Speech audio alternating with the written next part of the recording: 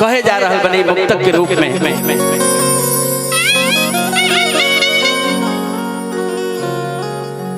भगवान शिव माता पार्वती जी के दरवाजा पर पहुंचल बनी दुल्हा के रूप में।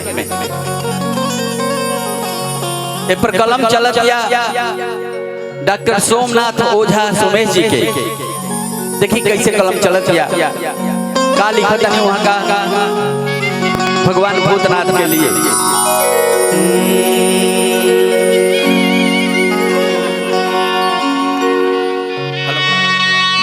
हेलो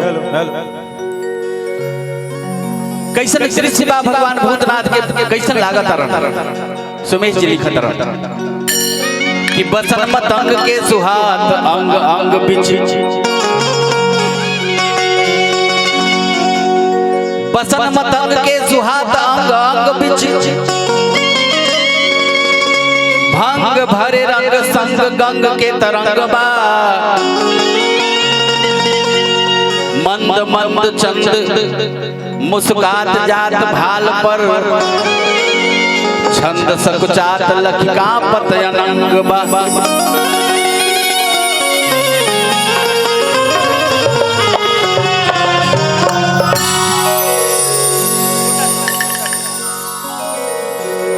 भेष अजगूत पोते तन में भभूत पूत, भूत अवधूत के मचल हुड़दंग बा, गिरजा के घर बर बन के विराजे हार, बसहा बरत मरखा मन तंग बा, गारी देत नारी सारी बनलो बिगारी बात, गिरिपति भारी जड़ करनी बेढंग बा, आरे दुल्हा भूदाह बौराह बासु में कहे, भाग जारे ने देह मरतो मंग बा।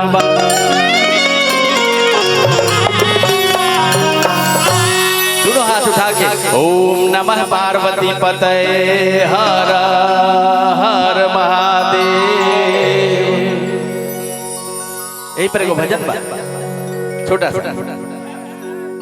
दर दर दर दर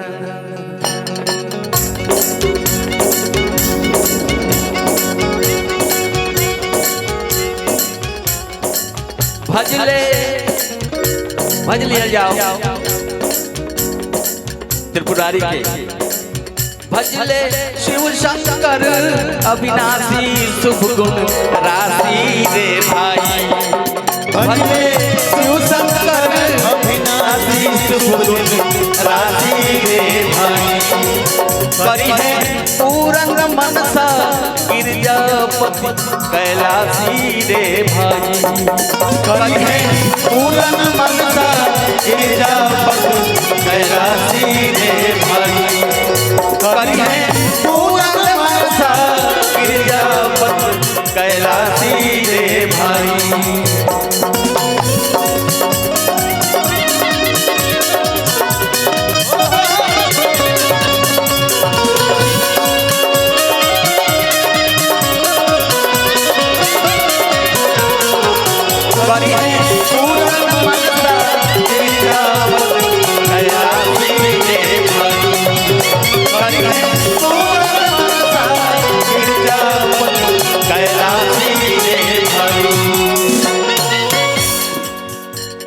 कैसे दिखते हैं हमारे जगत नियंता भगवान शिव, कर में डमरू शूल विराजे, गले मुंड के माला, गले मुंड के माला, गले मुंड के माला, महामंत्र के जाप करे पहिन हस्ती के छाला, पहिन हस्त के छाला, शिव जी पहिन हस्त के छाला, हर हर गिरे जटा से गंगा अंग अंग छापे कीट पतंगा, हर हर गिरे जटा से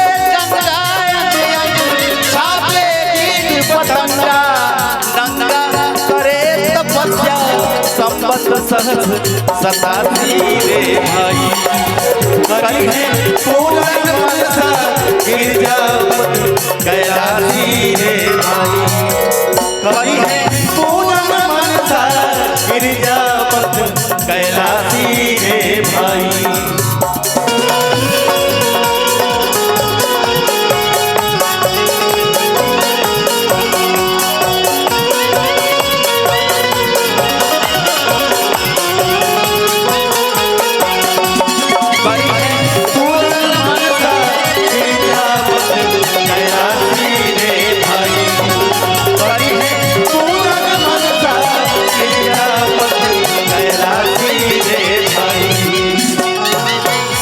देखिए है आशीर्वाद के कड़ी में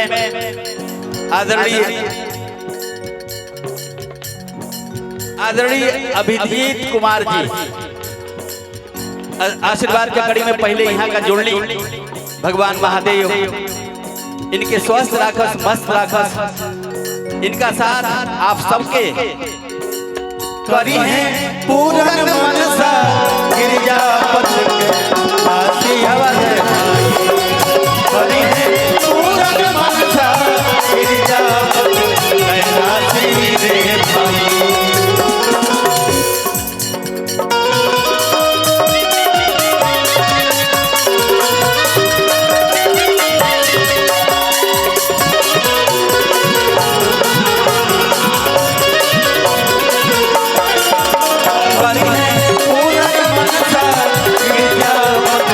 कैलासी रे भाई।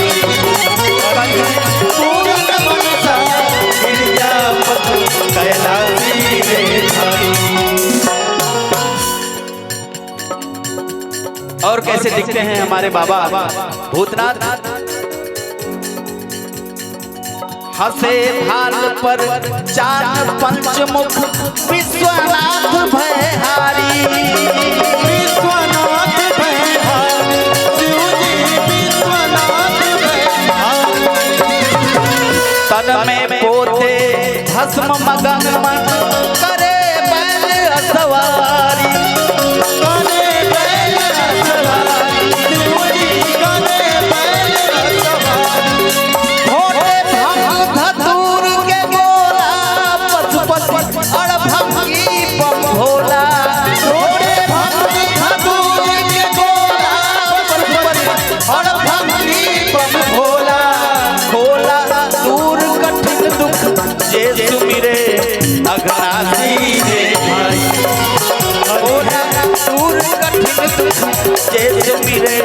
अग्रासी रे भाई। करी है पूरन मनसा गिरजापत कैलासी रे भाई।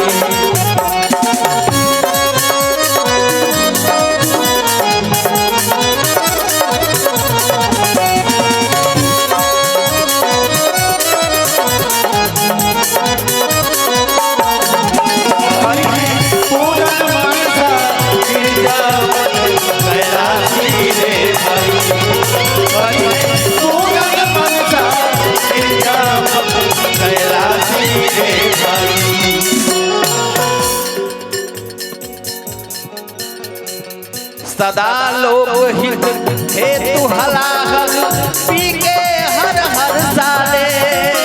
पी के हर हर साले भैया पी के हर हर साले।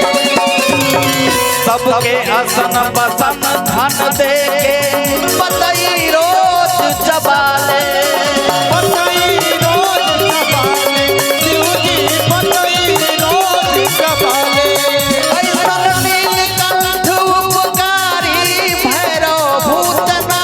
त्रिपुरारी ऐसन नीलकंठ उपकारी भैरव भूतनाथ त्रिपुरारी।